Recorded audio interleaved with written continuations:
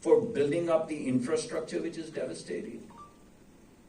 They say, hey, $20 billion, $30 billion. Well, the numbers are so amazing.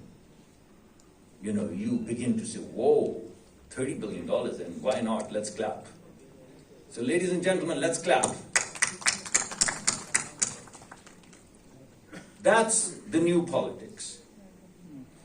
So these themes, this blended finance means you're on your own. This debt repurposing means you're on your own. And we sit here in Islamabad and wonder, take more debt, go where? How do we service this debt? What do we do with this debt?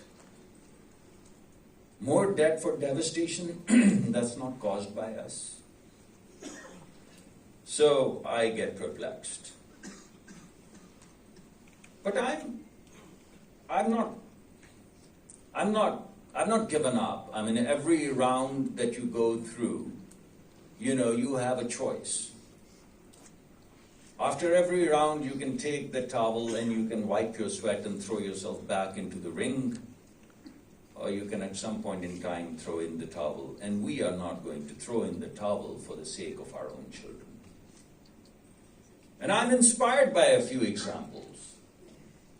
I studied the innovation ecology of Finland many moons ago. I think it was in 2004. And I found out that in the 1990s, 80s and 90s, Finland was a forest economy. And at the turn of the century or before that in the 1990s, just to protect their forests, they came up with the world's highest environmental standards. And by the time I studied them in 2004, they were exporting 1/3 of the world's environmental technology. 1/3 of the world's environmental technology, because they came up with the highest environmental standards across the world. The technologies that they created did not exist anywhere else. Just about 10 to 15 years ago, the two most polluted cities in the world were not Delhi and Lahore. They were Shanghai and Beijing. Right now, Shanghai and Beijing export about 70%, perhaps, 70% of the world's solar technology, which is not their indigenous technology, which is German technology.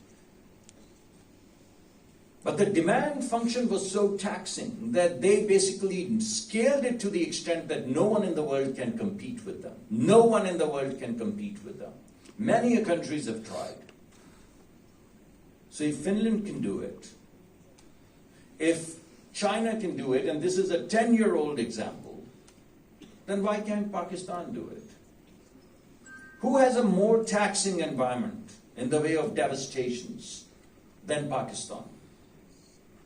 So all we need to do is unleash the creative power of these young men and women, people who are just finishing universities, people who have ideals and ideas in their mind, people who are not cynical like me, people who believe that the world can still be changed. If we can just resource them, people who are sitting in the back, if we could just resource them when they graduate and give them a little bit money and a lot of technology to play around with, they would come up with the solutions for Pakistan which do not exist anywhere else in the world. And who knows how many unicorns are going to just rise from this one single hall. It's impossible to tell. Because these unicorns, all of them start in garages.